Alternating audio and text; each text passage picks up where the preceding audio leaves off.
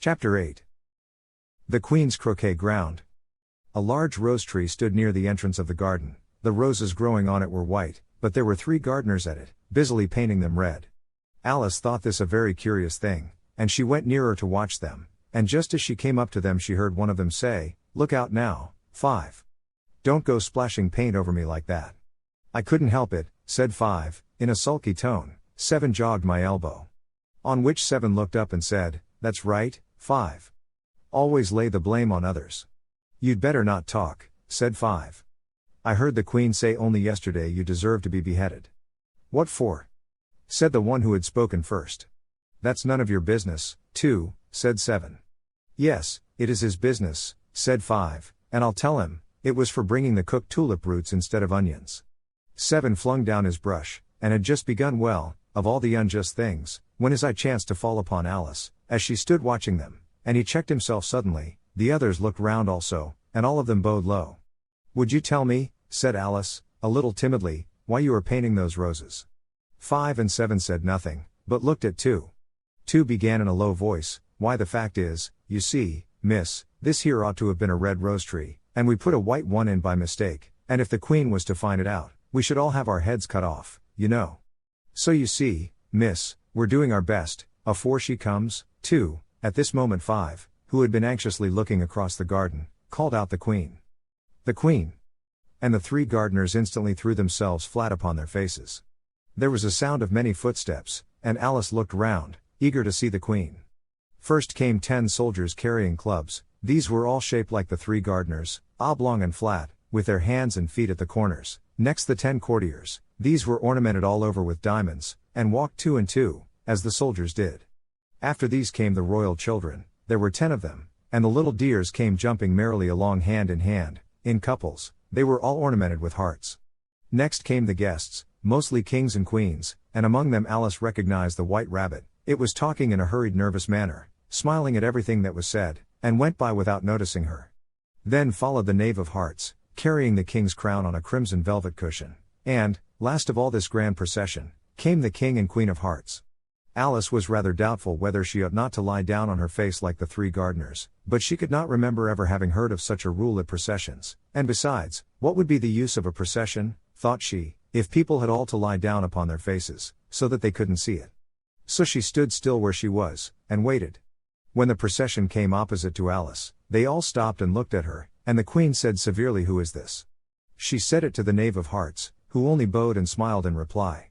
"Idiot," said the Queen, tossing her head impatiently, and, turning to Alice, she went on, "What's your name, child?" "My name is Alice, so please your Majesty," said Alice very politely, but she added, to herself, "Why, they're only a pack of cards, after all. I needn't be afraid of them." "And who are these?" said the Queen, pointing to the 3 gardeners who were lying round the rose tree, for, you see, as they were lying on their faces, and the pattern on their backs was the same as the rest of the pack, she could not tell whether they were gardeners, or soldiers, or courtiers, or 3 of her own children. "How should I know?" said Alice, surprised at her own courage. "It's no business of mine." The Queen turned crimson with fury, and, after glaring at her for a moment like a wild beast, screamed off with her head. "Off, nonsense," said Alice, very loudly and decidedly, and the Queen was silent. The King laid his hand upon her arm, and timidly said, "Consider, my dear, she is only a child." The Queen turned angrily away from him, and said to the knave, "Turn them over." The knave did so, very carefully, with one foot. "Get up," said the Queen, in a shrill, loud voice, and the 3 gardeners instantly jumped up, and began bowing to the King, the Queen, the royal children, and everybody else. "Leave off that!" screamed the Queen. "You make me giddy." And then, turning to the rose tree, she went on, "What have you been doing here?" "May it please your Majesty," said 2, in a very humble tone, going down on one knee as he spoke, "we were trying." "I see," said the Queen, who had meanwhile been examining the roses. "Off with their heads." And the procession moved on, 3 of the soldiers remaining behind to execute the unfortunate gardeners, who ran to Alice for protection. "You shan't be beheaded," said Alice, and she put them into a large flower pot that stood near. The 3 soldiers wandered about for a minute or 2, looking for them, and then quietly marched off after the others. "Are their heads off?" shouted the Queen. "Their heads are gone, if it please your Majesty." The soldiers shouted in reply. That's right, shouted the Queen. Can you play croquet? The soldiers were silent, and looked at Alice, as the question was evidently meant for her. Yes, shouted Alice. Come on, then, roared the Queen, and Alice joined the procession, wondering very much what would happen next. It's a very fine day, said a timid voice at her side. She was walking by the White Rabbit, who was peeping anxiously into her face. Very, said Alice, where's the Duchess? Hush. Hush, said the Rabbit in a low, hurried tone. He looked anxiously over his shoulder as he spoke, and then raised himself upon tiptoe, put his mouth close to her ear, and whispered, she's under sentence of execution. What for? Said Alice. Did you say what a pity? The Rabbit asked. No, I didn't, said Alice, I don't think it's at all a pity. I said what for? She boxed the Queen's ears, the Rabbit began. Alice gave a little scream of laughter. Oh, hush. The Rabbit whispered in a frightened tone. The Queen will hear you. You see, she came rather late, and the Queen said, get to your places, shouted the Queen in a voice of thunder, and people began running about in all directions, tumbling up against each other. However, they got settled down in a minute or two, and the game began. Alice thought she had never seen such a curious croquet ground in her life. It was all ridges and furrows, the balls were live hedgehogs, the mallets live flamingos, and the soldiers had to double themselves up and to stand on their hands and feet, to make the arches.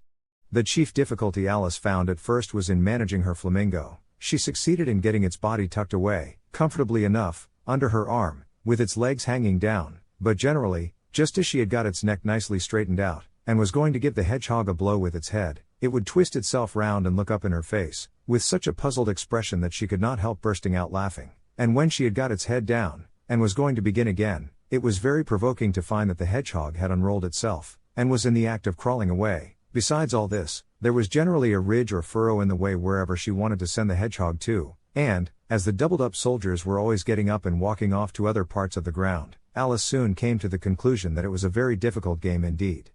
The players all played at once without waiting for turns, quarreling all the while, and fighting for the hedgehogs, and in a very short time the Queen was in a furious passion, and went stamping about, and shouting off with his head. Or off with her head. About once in a minute. Alice began to feel very uneasy. To be sure, she had not as yet had any dispute with the Queen, but she knew that it might happen any minute, and then, thought she, what would become of me? They're dreadfully fond of beheading people here, the great wonder is, that there's any one left alive.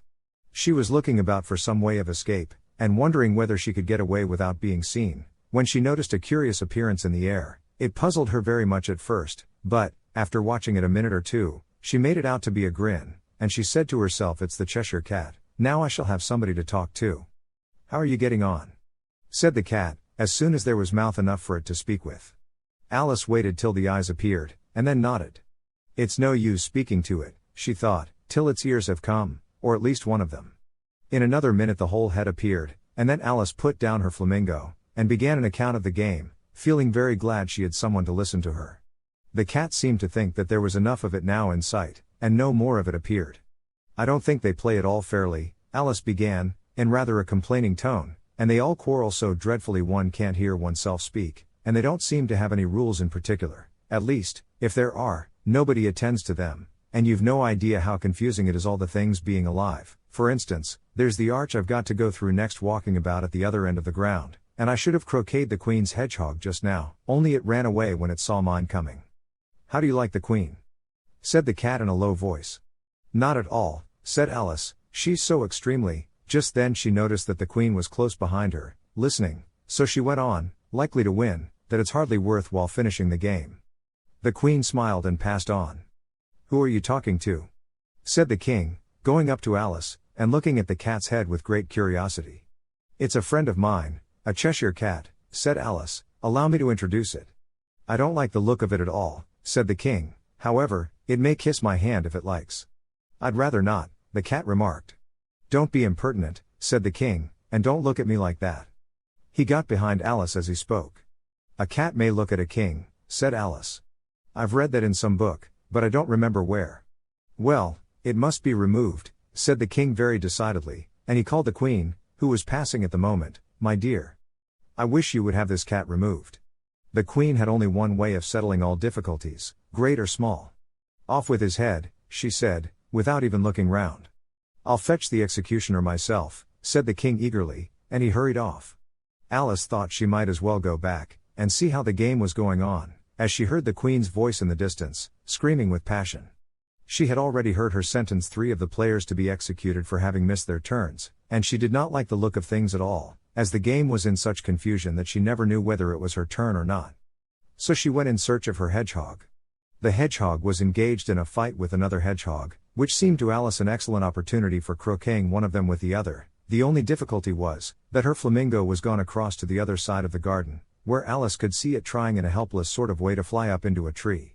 By the time she had caught the flamingo and brought it back, the fight was over, and both the hedgehogs were out of sight. But it doesn't matter much, thought Alice, as all the arches are gone from this side of the ground. So she tucked it away under her arm, that it might not escape again, and went back for a little more conversation with her friend.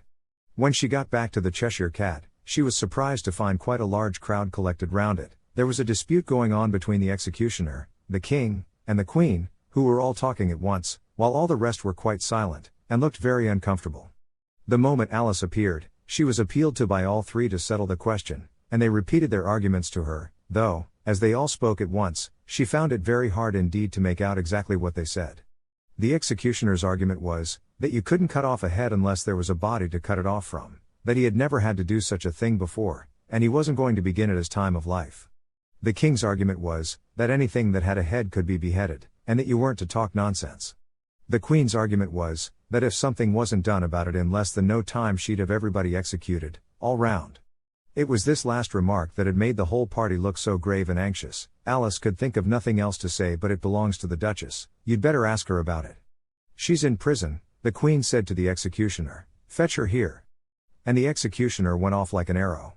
The cat's head began fading away the moment he was gone, and, by the time he had come back with the Duchess, it had entirely disappeared, so the king and the executioner ran wildly up and down looking for it, while the rest of the party went back to the game.